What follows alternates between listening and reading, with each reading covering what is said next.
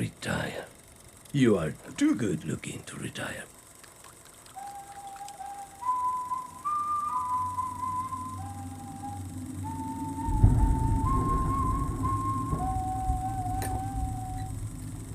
Well, well.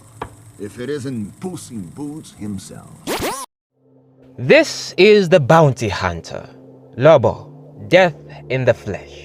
And today I'm going to tell you a story on how he was made from just a script to an actual moving nightmare. My name is Caleb, and this is the Villain Forge. Before we begin, I want to thank you all for 912 subscribers as of the time I'm recording this video. I wouldn't have done it without all of you, so all I can say is thank you and keep on watching. And for the new people who haven't watched any of these Villain Forge episodes, I will be drawing the character I will be talking about. And here's the reference picture I will be using, and if you're interested you can draw along. The materials I'll be using is just three: a plain paper, an HB pencil, and a 6B pencil. So let's begin. Now, this character was introduced by DreamWorks Animation Studios. Their new animated movie called Puss in Boots: The Last Wish, which is a sequel to a spin-off film, Puss in Boots, which was released in 2011. Now, this movie is a sixth installment in the Shrek franchise. Now, plans for this sequel began in November 2012, but it languished in developmental hell until it was revived in November 2018. That's like it was in development for 6 years. So they brought in Chris Meledandri, the founder of Illumination and CEO, who was confirmed as producer of this animated movie. In February the following year, which was 2019, they announced that Bob Persichetti, who was the head of the first film and was the co-director of Sony's Spider-Man Into the Spider-Verse, which was released in 2018, as the director of this movie. However, in March 2021, Joe Crawford replaced Bob and signed as the new director of this movie, alongside Mikado.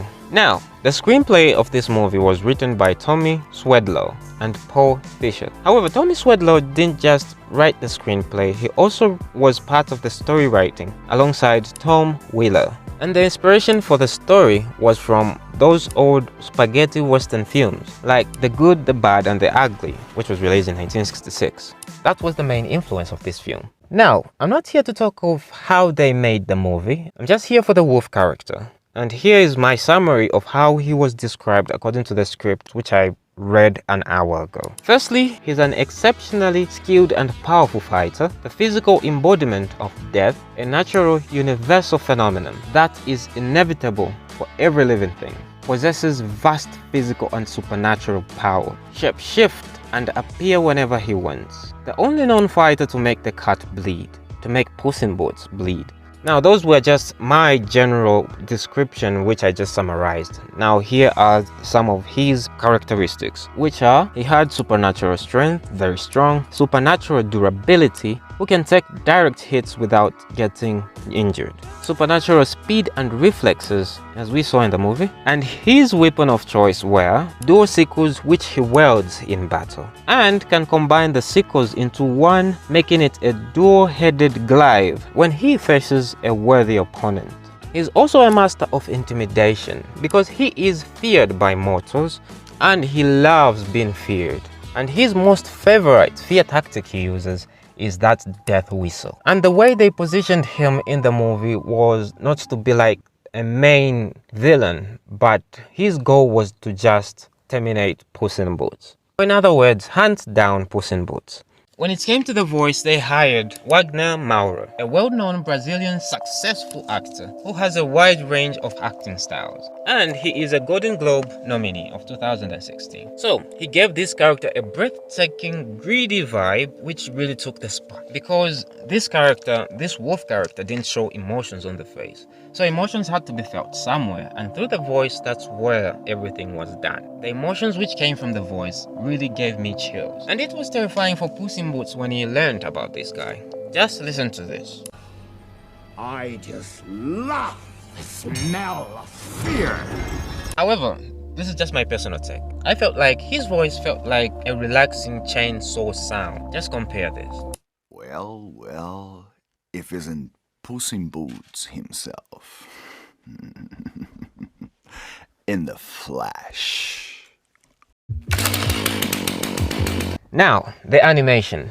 DreamWorks Animation has a vast variety of animators, in fact a team of animators. But when it came to character animation, it was headed by Ludovic Bouncher, who is a senior animator at DreamWorks Studios. They use a 2.5D animation style. It wasn't a full 3D animation and it wasn't a full 2D animation, it was an in-between. And the inspiration was Spider-Man Into the Spider-Verse, which brought this animation style and revolutionized it, as the backgrounds looked painty and two-dimensional. As when it came to the action sequence or where there was too much movement, they used a smear frames, which is mostly used in 2D animations with such sharp finish or saturated and well contrasted sharp edges, as their aim was to have that fairy tale look or look like it was from a fairy tale book. For example, if you compare maybe this movie to their previous movie which they released in 2011, there is a huge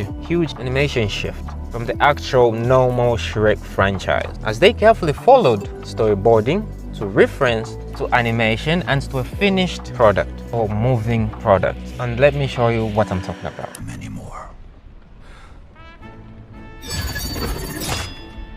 Live your life, Puss in Boots. Live it well. But I don't see him anymore. Live your life, Puss in Boots. Live it well. But I don't see him anymore. Live your life, Puss in Boots. Live it well. With accurate VFX and animation movements, as we saw in other DreamWorks animated movies like The Bad Guy. And it was much better in this Puss in Boots: The Last Wish. As from the movement from the character's coat all the way to the shadow. The moments there were too much action, it looked like it was lagging, like those old video games, or maybe those old console when you're playing a bigger game on it. Now, combining all these factors, all these elements put together, this character was made.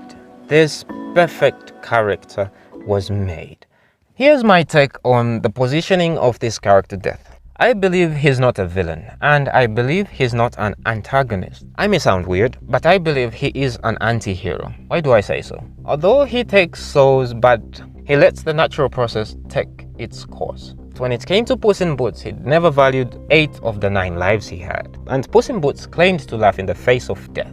And that made it personal for the character Death to take it personally and take Puss in Boots' last life himself. Is that fair? I don't know, I'm not the one judging. However, you can leave a comment in the comment section below and tell me your thought. As for me, I'm done. And this is the story of Death Wolf and how he was made.